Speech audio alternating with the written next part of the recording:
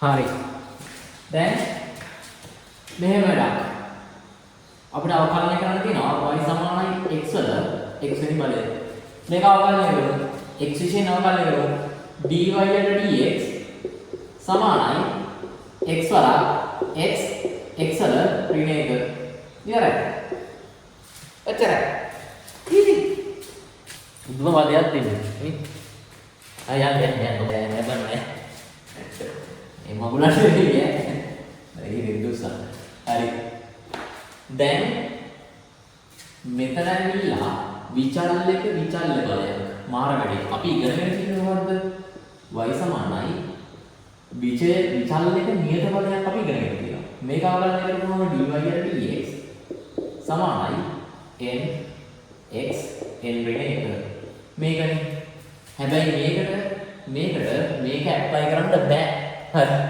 මේ අර කරපඩේ වැරදි පට්ට වැරදි නේ. පට්ට වැරදි. හරි. එහෙනම් දැන් මොකද කරන්නේ?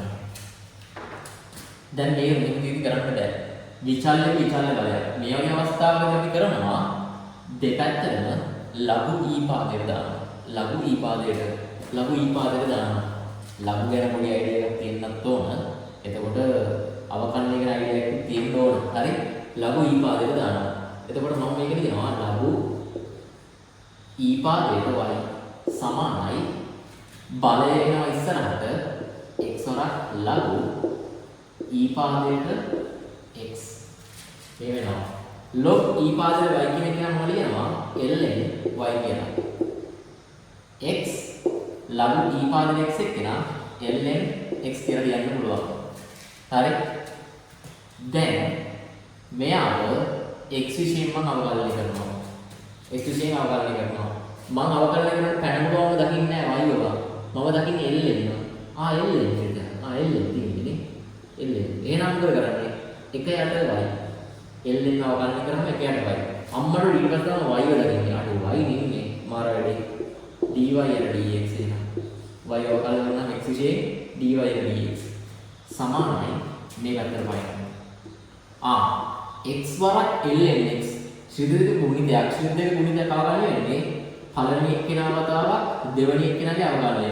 ln එහෙනම් එක යට x වරක් x අවකලනය කරනවා 1යි. ධන ln x වරක් 1යි. ඒතර එනවා එක යට y dy යට dx සමානයි මෙයා සුළු වෙනවා. එතකොට එක දන්න ln x. ඊට පස්සේ dy යට dx සමානයි y වරක් එක දන්න ln x කියලා එනවා. හරි. ඊට පස්සේ y කියන්නේ මොකද්ද? y කියන්නේ මෙයා නේද?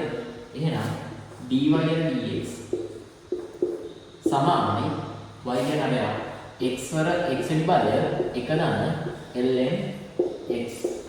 මෙන්න මේකේ අවකලනය කරලා පස්සේ පළවෙනි අවකලන සම්පූර්ණ. ඕකෙන්නේ. හරි. දැන් ඔයාලේ මූ වීඩියෝ එකක් කරද්දී හැමදාම එනවා නේ. මේකයි නේ. ඇවිල්ලා මෙතන එනවා. අම්මේ. උද්දම වාදයක් තියෙන්නේ. නේ. යන්න ඔබතුමා යන්න. අයියෝ හරි. හරි ඉවරයි.